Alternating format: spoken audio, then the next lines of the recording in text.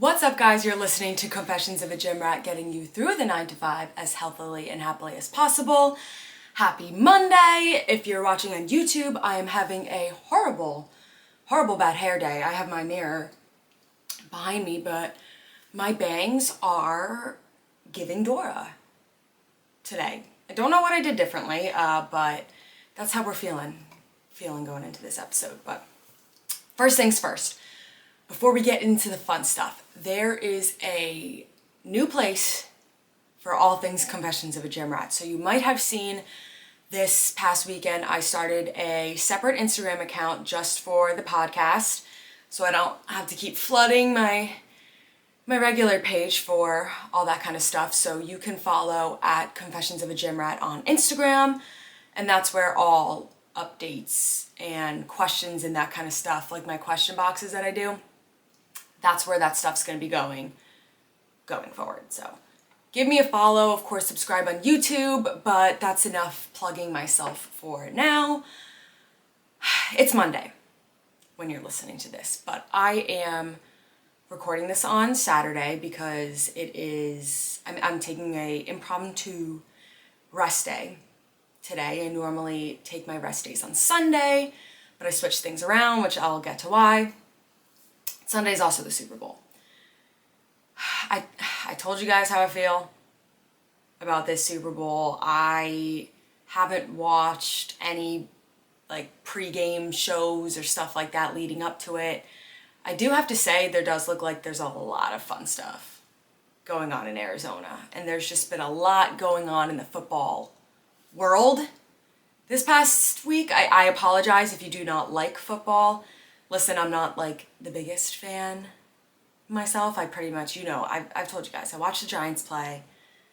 When it gets down to this time of year in the playoffs and stuff, I'll watch that stuff too, but I'm not a football fanatic, as one would say. But there has been a lot of fun stuff that's been going on. I still have to watch on Eli Manning's YouTube channel. Apparently, he played Gronk in pickleball this past week, and I need to view that because, first of all, Eli Manning, love him. Guy carried 2 Super Bowls on his back. But he just doesn't look that athletic. And I don't know if I'm just biased or scorned by the picture of him on the beach with a tiny little pail where he looks horrendous. If you do not know what I'm talking about, please look it up.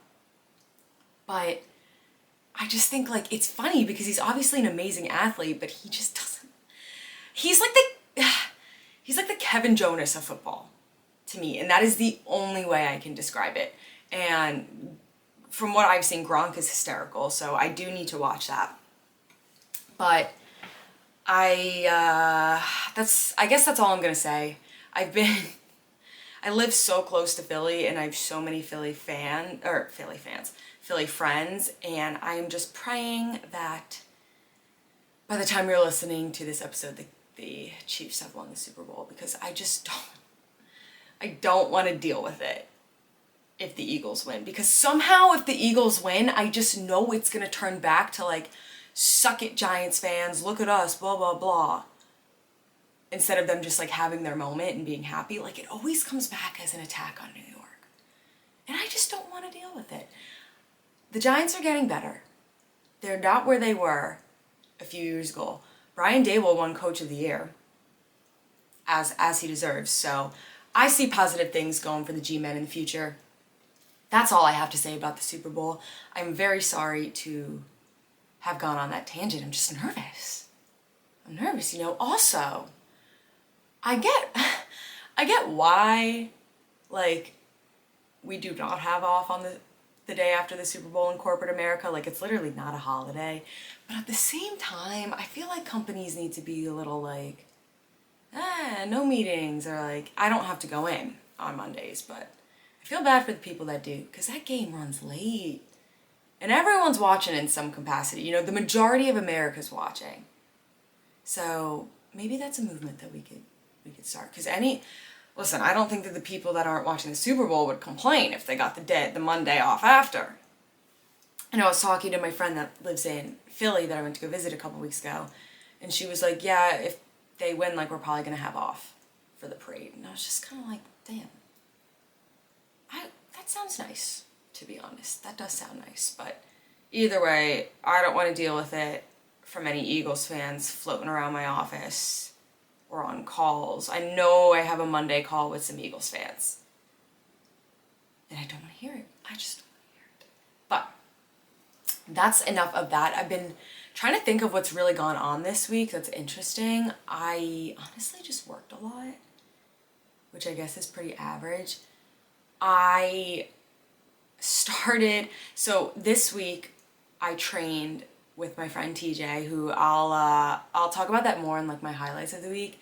We trained legs together. Like, he took me through like a bodybuilding leg workout, and I think I saw the devil himself. I'm not joking. I have never spewed so many profanities during a workout before. Like, I honestly wish that I was mic'd up and that I recorded it, because it was probably hysterical. And then I was thinking, you know how the day after you like drink really heavy or something, you get a little anxiety. You know, it's like anxiety about not knowing like what you did the night before, or things are starting to come back to you and you're just like ridden with embarrassment about that. I need a term for the anxiety you get after a workout knowing the noises that came out of your mouth. I was making some sounds that in the moment were vital to be getting through the set and the reps. But God, it was I wasn't looking because I was honestly so focused on not going into the light, but I'm sure that people around me were looking and like, is this girl okay? Like, should we call 911? Like, should we stop this? Because I was making some noises. So I think I'm gonna coin the word gymxiety. Does that sound like a good one? Does that sound like a ring to it? Gymxiety. The anxiety you get after a workout knowing that you were making weird noises. That's our new term. I just coined it right now. If you hear it from anyone else, it came from me first. Thank you very much. But it was like super fun in hindsight. I was trying not to die in the middle of it, and then afterwards I was like, yeah, I'd do it again. No big deal. But I'll talk about that a little later. The Grammys. The Grammys happened this past week, and you guys know that I love to talk about pop culture, and I love music. I went on a whole tangent last week about how much I love music, and I have some thoughts. So I thought that I would break that down into a kind of separate segment just so I could break it down time-wise, and if you don't give a rat's ass about the Grammys, you can just skip forward to the next segment. So let's get started with my Grammys pop culture recap of the week. So the thing about award shows is like, this is typically award show season. You know, we had the Golden Globes a few weeks ago. Grammys, there was like, I don't know, there's the Emmys, the Oscars, whatever. Not the point. But this is typically award show season. They just don't take into, like, the timing for what qualifies like to be nominated or is like reviewed is a weird time frame. Personally, I think that they should do it by calendar year, like whatever comes out in the calendar year. An award show season should be in like June. So it gives like a 6-month span from December, but I honestly don't really know how they do it. I saw like Taylor Swift was there, and obviously me being me, I'm like, oh, she's gonna go home with everything. Midnight's is gonna get everything. And then listening to the nominations and stuff, I was like, oh yeah, Midnight's wasn't nominated for anything because it came out in October, and that isn't in the time frame of whatever qualifies to be reviewed for the Grammys this year. So I guess next year is going to be the big year where Midnight's can be nominated for whatever, but at that point, it's going to be like a year and a quarter old. So that whole thing is very bizarre. But speaking of Taylor Swift, I'll just let the conversation run like that.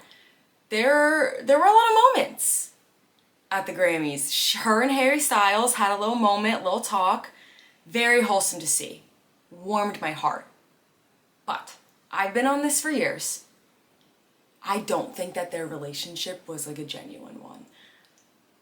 I don't really paint either of them to kind of be the like type to do fake like Hollywood relationships, but it was at the time that One Direction was super, super popular. Taylor was still with her old management. Harry was pretty young. I just don't think that relationship was real. So it was still nice to see them have a little moment. Harry Styles had a little Taylor Swift moment himself when I forget what he won. It was like Record of the Year or Album of the Year, something like that. And once again, Beyonce fans caused a commotion. Screaming, like you could actually hear it on TV and in the video clips, like, Beyonce should have won, Beyonce should have won. If I was Beyonce, I would be highly embarrassed that this has happened again. First of all, the woman has the most Grammys in the world. She actually has the most Grammys out of every single person on this earth. Relax. Just, like, she can't win everything. I'm sorry, she can't.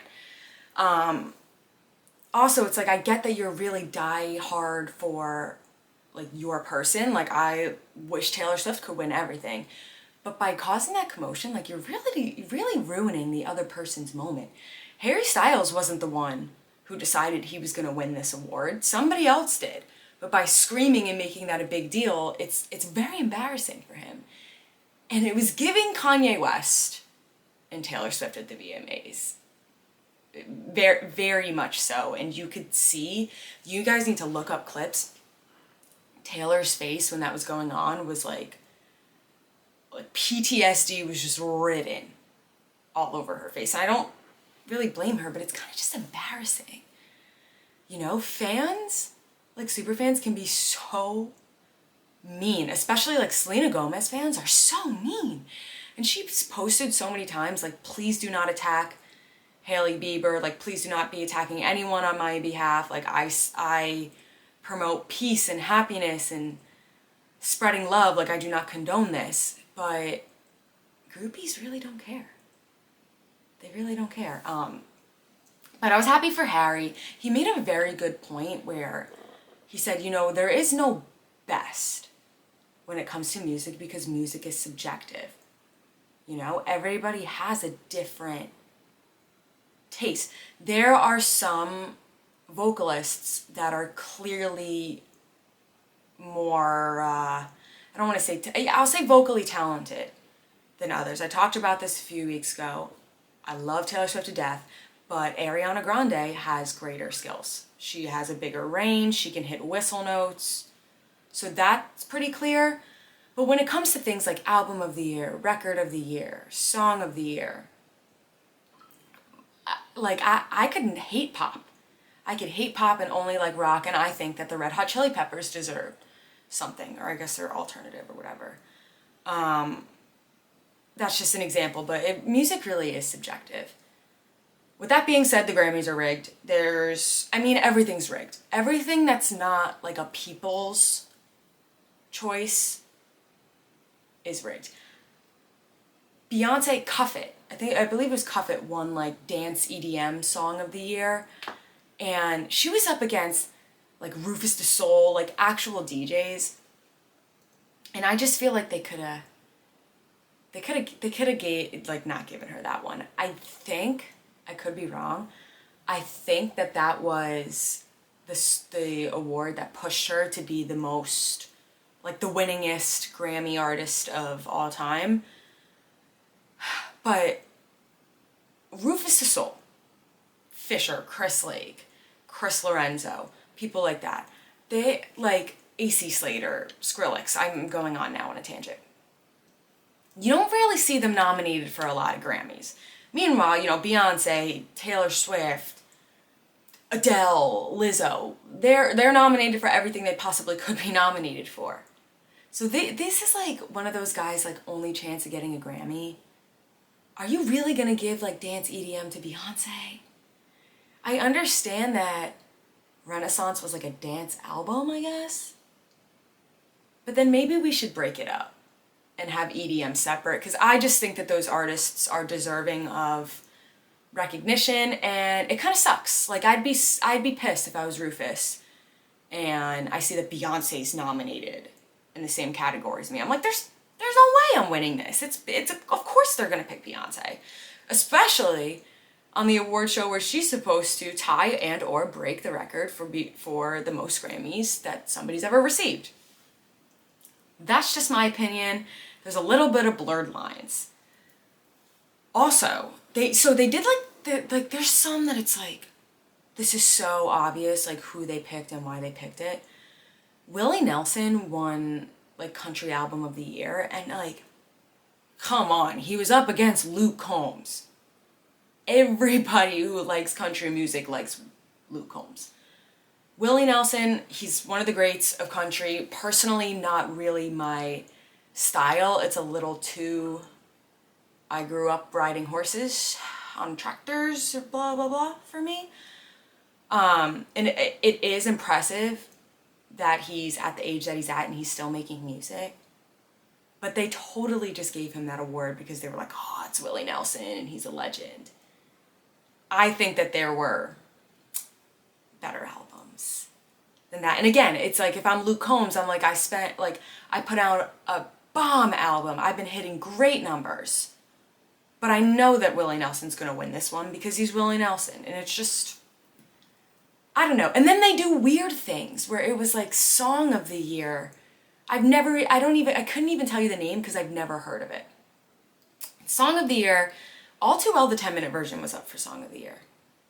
The difference between song and record is about the production and song is about the lyrics.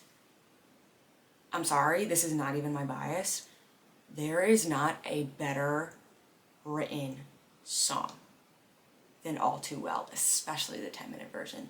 That song has had me in tears, like sobbing, since I was in the 8th grade when Red came out. So I don't know. I don't know what they're doing. Also, I don't care if you're a Taylor Swift fan or not, listen to the song looking at the lyrics or just read the lyrics. That shit cuts deep. Whatever though. The Grammys are a little rigged. What are we gonna do about it? It's still very cool. It's one of those nights where it's like so many different people that I love in one room. Like Bad Bunny killed it opening it, and I'm like, oh my god, there's Jack Harlow dancing. And then Taylor Swift's up there dancing. And then, oh my god, there's Harry Styles, but you could see Luke Combs in the back. And I was just completely nerding out. I would love the opportunity to be able to go one day just so I could be like, I was in a room with all of these people at one time. I wouldn't know how to act. I probably would tell myself I'm not allowed to drink because I would definitely do something awful. Awfully embarrassing if that were the case, but that's it. That's it for the Grammys. I just wanted to get that off my chest. And hopefully, I don't know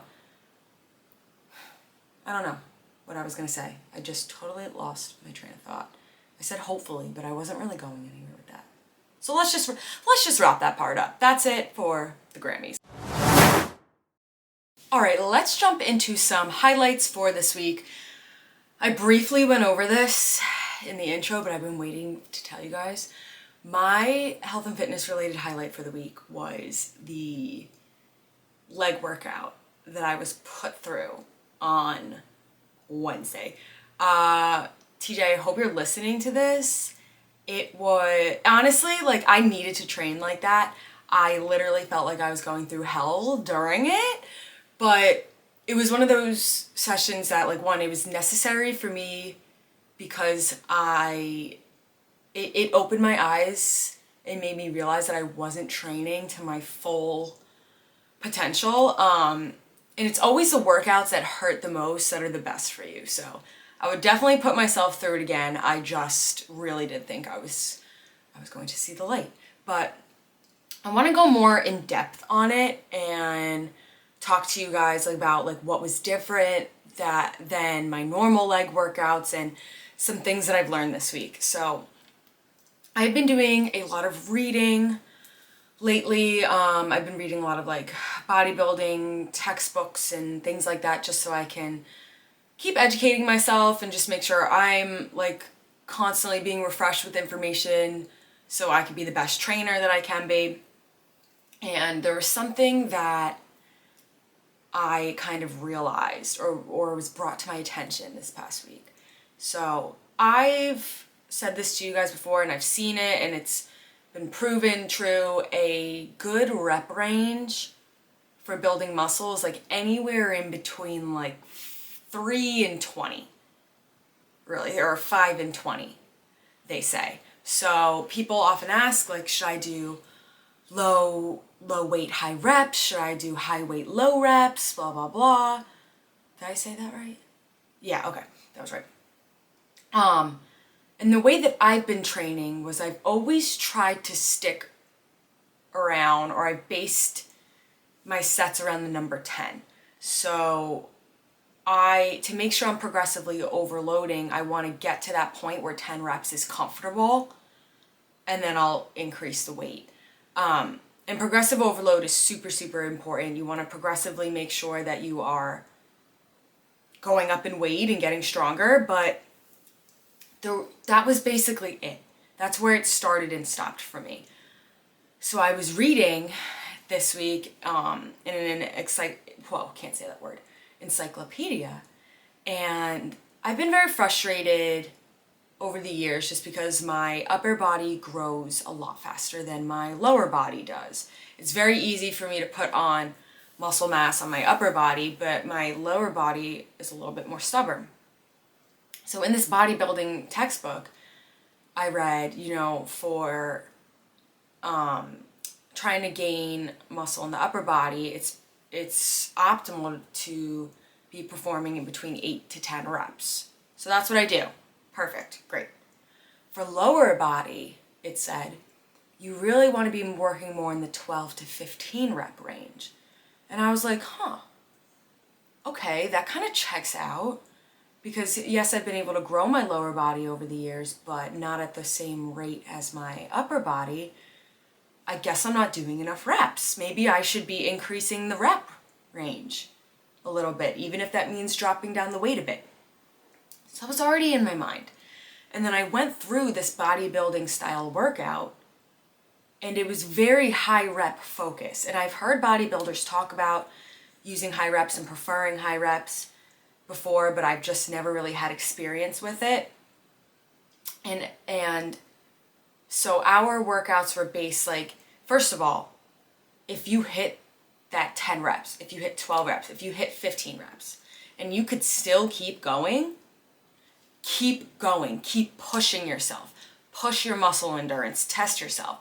So that was something that we worked on this week, and I was super grateful because it did make me realize that I wasn't pushing myself to my best ability. So although I definitely wanted to pass out during the workout, it's definitely going to change the style the style of my workouts going forward. Kind of building on top of that, I'm going to be completely transparent here.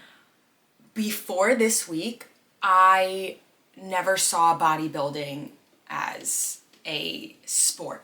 Kind of like the way that people are like, oh, cheerleading, like sideline cheerleading isn't a sport, but people argue like competitive cheerleading is a sport, whatever. Not here for that debate. I was kind of like, I don't see bodybuilding as a sport. Like they just go to the gym like I go to the gym, and it's not like, just because you're competing doesn't mean it's a sport. My perception on that has completely changed. I still stand where I stand with bodybuilding. Like, I don't know. I believe. Holy crap, I'm messing up my words here. I know. That's what I meant to say. I know that I'm never going to go into a competition. Many reasons. I've talked about it before. Number one, love to drink some tequila and go out with my friends. Two, I don't think mentally, it's just not something I want to do. I don't think I would bounce back from being my lowest body weight ever to then like going back to a normal healthy weight. I just don't think that I could handle it that well. It's expensive and I don't know, it's just not really my thing. Like I work out for myself. I'm very happy where I am, and I think that competing and like risking like not placing first or like losing, you know, would ruin that for me. So I'm not gonna go into bodybuilding. Let's not get that twisted, or competitive bodybuilding, I should say. But I can definitely understand why it's a sport now. The muscle endurance that you need to have is insane. If you want to do, so the thing with bodybuilding is, it's not like an organized sport. It's not like you're going to soccer practice and your coach is telling you, all right, run a lap, or let's do juggles for 1 minute, and let's box for 1 minute, and let's practice PK kicks. Like nobody's there unless you're training with a partner to like force you to do things. So if you really give it your all and you're really pushing yourself, the muscle endurance that it requires is insane. My legs were screaming. When you work out a muscle, we get a pump. You guys know what a pump is. The blood flows to that muscle group. Of course, I've gotten a leg pump, a quad pump in my life. Not shocking. My quads were so pumped that I could actually feel the heat from the blood in my thighs. My thighs were like hot to the touch because of the blood in there. I would think that I was done, one more rep, and he was pushing me like, no, you have more in you. You have more in you. And my legs were screaming. They were on fire. So the muscle endurance that it takes to get through these workouts is ridiculous, and honestly very impressive. And no, it's like when you get on a stage, you know, you're not exercising for someone like powerlifting, you know, you're doing the lift on stage. But the training that it takes to get there, I think could be classified as a sport. That's just my personal take. I know that a lot of people see it differently, but I could definitely appreciate that part of it after today. So that was my fitness related highlight. Now I should have wrote this down before, but I'm trying to think of my non-fitness related highlight from the week, because it honestly was a pretty standard week. You know what I'll say? You know what I'll say? Okay. Oh, I know. This is kind of dumb. Like, you guys are gonna listen to this and be like, really? Like, seriously? But my non-fitness related highlight, I cooked my very first steak this weekend. Thank you very much. I've cooked steak before. I worked at this place called Bubba and the name, it's like poison off my tongue. If you're, they're kind of spreading all over the place now, but if you're in the Jersey, New York area, you've definitely heard of it. But it's a Chipotle style restaurant. I've had to cook steak there, you know, but it's not anything special. It's like, you're not cooking it to a certain degree. It's just 1 minute on each side, done. They're little tiny cubes, cooked well done. So this week it was 60 degrees outside, which does not happen in Jersey in February, so that's alarming. But it was 60 degrees, so I said to my mom, it was Friday, and she was going to the store, and I had ran out of meal prep. I only meal prep Monday through Thursday. So I texted her and was like, I could really use a steak right now. Could you get me a steak?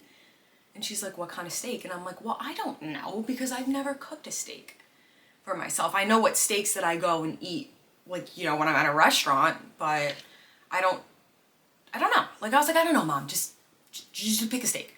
So she got me a New York strip steak.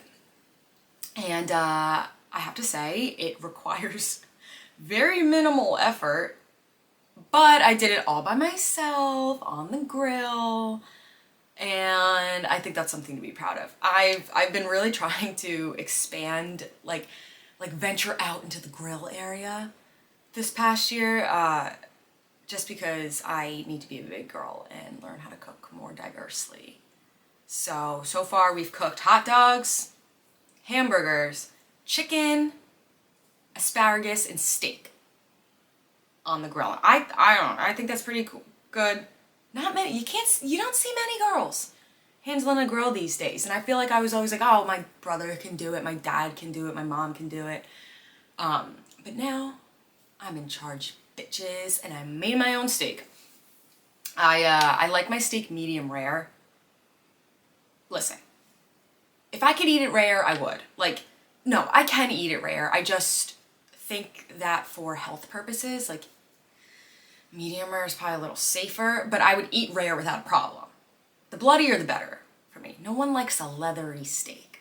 And if you do, then you probably should just not waste the meat and just eat chicken instead. Just my opinion. But I cook my steaks medium rare, so it was a pretty thin one. I did like 7 minutes on each side, and I seasoned it before with garlic salt and pepper, and it was quite delicious. So I know that's kind of dumb, but it was a big milestone in my life, and that is my highlights for this week. All right, we have a long-awaited topic to discuss this week. I have gotten many questions throughout the years, and especially recently on my question segment, asking me, how the heck do I engage my core? What does that mean? Or I'm getting lower back pain when I do this or that, or blah, blah, blah, blah, blah. So, in the spirit of Valentine's Day, and because I am stupidly quirky and love to use puns, I decided to title this episode "My Achy Breakey Back." Also a little shout out to Billy Ray Cyrus there. But instead of achy breaky heart, achy breaky back, you get it. Did that go over your head? I don't know. But I thought we would sit down and have a whole discussion about engaging your core and training core and all that stuff that goes into it, and what I personally do. So let's buckle up and dive into this one. For a very long time, I had no idea what engage your core actually meant. So I would hear it, and you hear people all the time, engage your core, engage your core. And it's like, okay, but how? Like, what does that mean, like, engage your core? So the way that I think about it is very simple. Engaging your core means you're squeezing through it, right? But how do we do that? If I were to take my hand, if I'm standing right in front of you and I were to take my hand and wind it up like I'm gonna punch you in the stomach and you saw my fist coming, how would your body react? You would squeeze, you would tighten your center.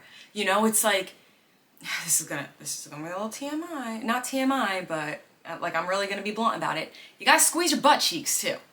You do. You just gotta squeeze at your whole center so you should feel tightness. And if you are still struggling with that, literally picture my fist coming towards your stomach and how you'd flinch. And oh my God, I'm flinching so much on YouTube right now. I'm so sorry for the graphics. I'm Italian, I get really into it. But that's how you engage your core. You really want to squeeze through it.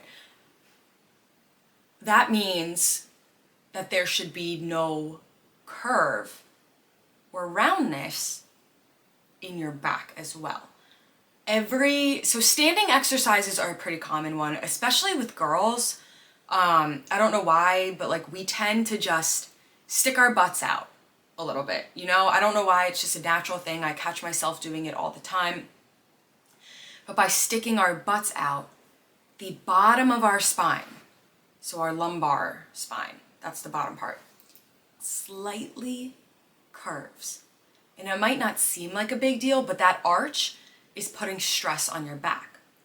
When you're engaging your core, and squeezing, your butt's gonna tuck in. Like I said, you gotta squeeze the cheeks, and your back should be a straight line. So if you think you're engaging your core, turn to the side and look at yourself in the mirror. Obviously, you know, our butts come out. You know, if you got a little cheekage, it's gonna come out, but make sure your spine isn't curving. That's how you know if you're engaging your core. And a lot of people mistake it and think that engage your core means suck in, but those are two different things. You know, you don't want to suck in. You want to squeeze at the core. And that kind of goes into, like, we could talk a little bit about lifting belts. I've been hearing a lot of crap from people lately, like, oh, lifting belts don't work. Like, you can't engage your core if you use a lifting belt. And that's a whole bunch of hullabaloo. That's what I say. You don't want to have a lifting belt on the tightest notch. You know, like when you put on a lifting belt, it's not a waist trainer. First of all, don't even be wearing a waist trainer, but I won't get into that. But it's not supposed to suck you in like high-waisted jeans. You want to have it on the second to, tightest knot.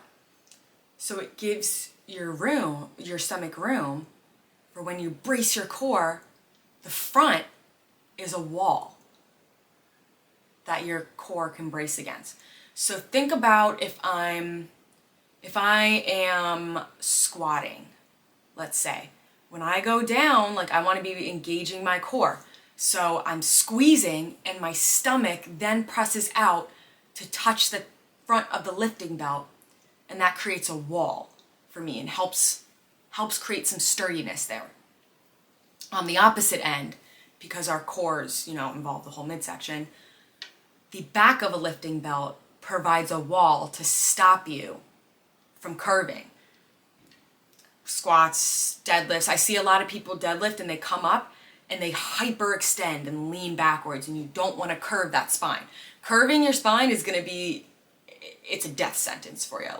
Speaking from firsthand experience, I did it for way too long, and then consequentially took many trips to the chiropractor. But that is what engaging your core means. So don't just suck in, squeeze. Squeeze at the core. I think I've said squeeze at the core like 17 times now. So I'm gonna move on.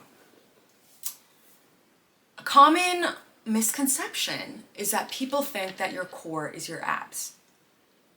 Your core is your entire trunk. It's your entire midsection, front and back. So there's a difference between training abs and training core. Your abs are the front part of your core, but your spine makes up for a large portion. And if you're not working to strengthen that, it's a huge disadvantage, you know, and like it's gonna make those times where you accidentally slip up a lot more painful. So what do I do?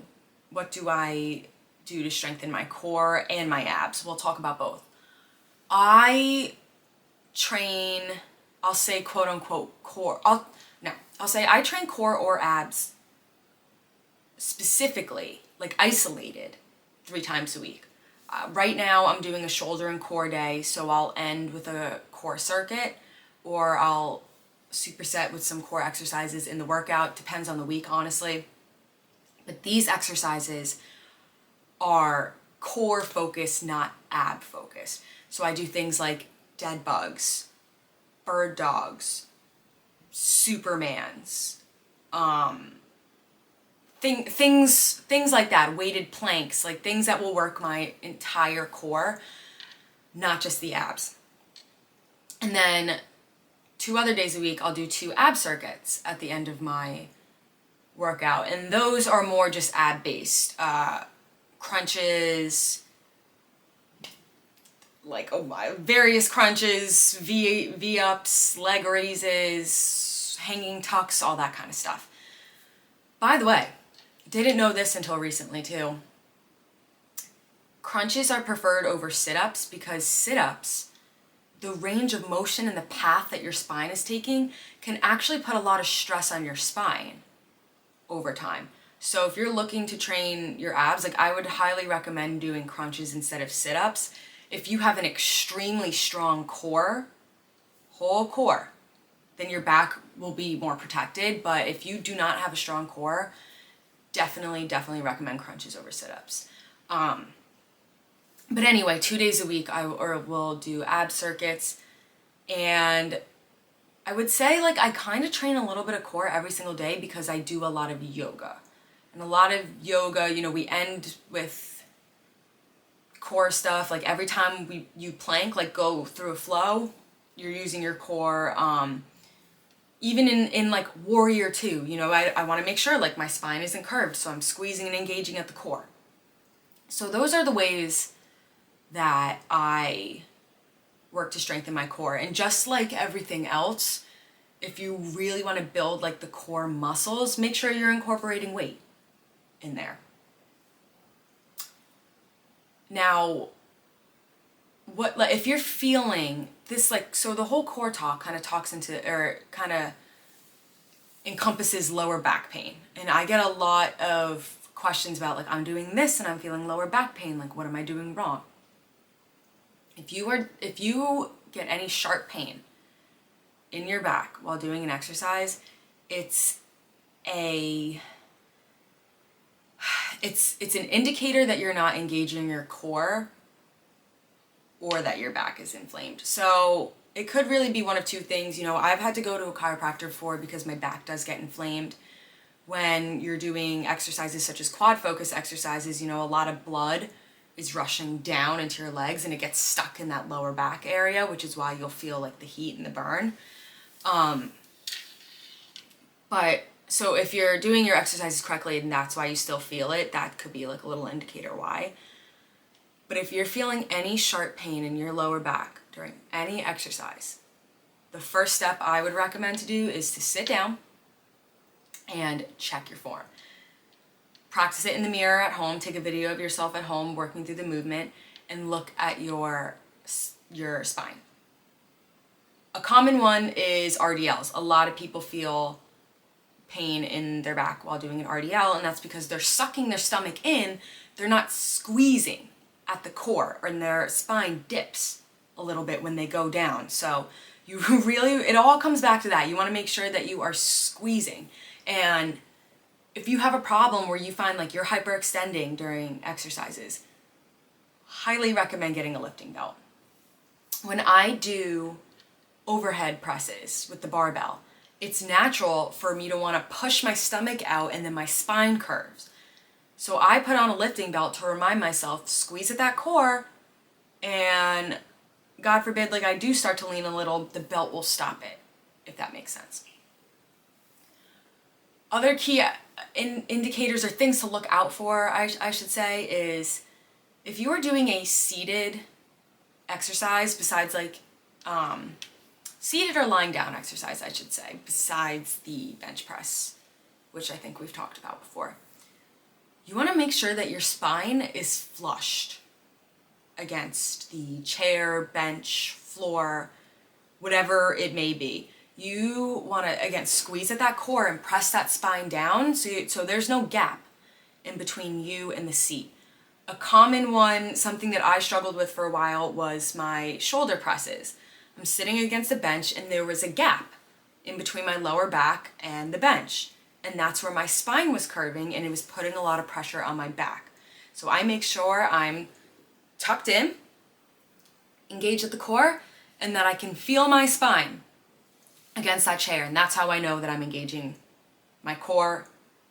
And that's just a little thing to look out for. But I don't know, I guess that's really all I have to say on it. It sounds a lot more, like it sounds like there would be a lot more to it than it is, but you just have to know what an engaged core feels like and looks like, and then what exercises can you do to strengthen it? What are the difference between ab exercises and core exercises? And I gave you a few ideas before.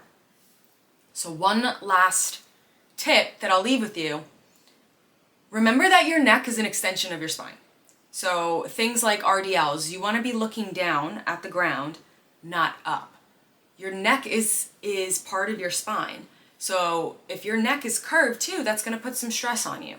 So wherever your spine is, you want your neck to follow that straight line, if that makes sense. But yeah, so that is how to engage your core. That's all things core talk. And if you guys still have questions, you know that you can always ask me questions in the question box and we can continue the conversation. But hopefully that did not bore you and that was somewhat helpful. All right, ladies and gentlemen, let's get into some questions for the week. And I brought the energy. Like I say every single week, I put up question polls on my story, so you could submit it that way, or you could just send me a DM. Question boxes will be up on the new Instagram. So again, at Confessions of a Gym Rat, if you want to submit your questions, that's where the question box is going to be, not on Lifts with Liz anymore. But let's jump into this week's questions. We don't have too many, so I guess it'll be a fairly short one. The first question asks, well, it's not really a question, but it says, dealing with the difficulties of balancing gym relationships and work. This is kind of a weird question because I feel like gym relationships and work don't correlate. Like there's not, like I don't see how I would, like how those two, I'm more concerned on like how I balance like my social life, like my friends and stuff and those types of relationships than work. My gym relationships, like honestly really just stay in the gym. I'm not gonna lie, like I have people that, I would definitely say I have friends in the gym, but it's kind of easy to balance those because I go to the gym and I see them, you know, and then I leave and I don't really see them outside. So I'm gonna change that to social, like my social life and work, and that is I don't do anything during the week. If I do, then I need like at least over a day's notice so I can plan out my day. But I really don't do things during the week because I have a strict schedule. You know, I personal train in the morning and then I go to work all day and then I go to the gym at night, and by the time I get home it's like I need to go to sleep and get enough sleep so I could do it all over again the next day. So my weekends are my social time, and I don't really know how to go more in depth with it, you know? It's like I'll talk to my friends when I talk to my friends, when I, like, you know, when I have a moment. I think Snapchat really helps a lot because it's easier to just like stay in touch with someone, even though I'm horrible at answering Snapchats. But I basically keep my weeks very, very strict, and then my weekends are all for my friends. Second question. How much cardio do you do during the week? Great question. So my answer might be a little bit different than somebody else's because I have a desk job. So especially on the days when I go in the office, it's like I'm sitting for the majority of the day. I don't have an active job, so I do some sort of cardio every day, but I would say I do medium to high intensity cardio like 3 or 4 times a week. So right now I'm bulking, so I'm not really doing any high intensity cardio, but on my upper body days, I'll end with like a bike ride, and I end every single workout, no matter what day it is, with a walk on the treadmill. Nothing too crazy, but like I said, I'm sitting all day long, so I don't get that movement in. Like when I'm done with work, my steps are at like 2,000 or like 3,000. So I do like a 15-minute walk on the treadmill just to get that extra movement in. And when I'm cutting, I'll just switch and I'll do high intensity cardio. Like right now, I'm kind of just chilling on the bike and trying to just get a few extra calories in because I haven't moved during the day. When I'm cutting in the summer, I'll really focus on high intensity cardio and pushing myself and all that stuff. Next question. Best way to not get burned out from the gym. So this is going to be different for everybody. Everybody's mental capacities are different, and it really, like, I say this all the time when people ask me, like, what motivates you? How do you not get burned out? It comes down to discipline, you know? There are some days, like, honestly, I woke up today and or not today, I woke up yesterday and was like, I really don't want to go to the gym today. Like, I got other things to do. Like, I don't really feel like going. but it's not an option. You know, I keep going. So on the days personally for me that I'm like, oh, I really don't want to do this, but I know like it's not in the cards to not go, I look for motivators and like ways to inspire myself. So I'll go on Instagram and I'll check out someone's workout page, you know, and be like, okay, like this looks really cool. They're such a badass. Like I want that feeling. I'm gonna feel great after I go to the gym. I write up my workouts beforehand so it gets me a little excited to go. And if you are really feeling burned out, then look for other forms of exercise. You know, maybe you're getting really sick at the gym, so try a spin class or go on a run outside and, you know, find, like if you're really feeling burned out, find different ways of movement that excite you. That's what's most important. You know, that's what's most important. And then, single, okay, no comment on that. Last serious question on here. Need more info on bulking and cutting. So I already put out 2 episodes all on bulking, so you could check those out. I honestly don't know when they're from. I will talk a little bit more about cutting when I get into that time of the year. Unfortunately, just saying need more info, like I can't give a whole lesson right here, right now on that. But I do have 2 episodes on bulking out. So that's it for questions this week. When you guys are asking your questions though, just make sure there's something that like I can actually answer and they're not just vague, because I'm not gonna go on like, you know, like a 15-minute tangent on blah, blah, blah, blah, blah. So just try and be specific and I will answer to the best of my ability. So y'all know the deal, and I'm excited to see what questions you bring next week.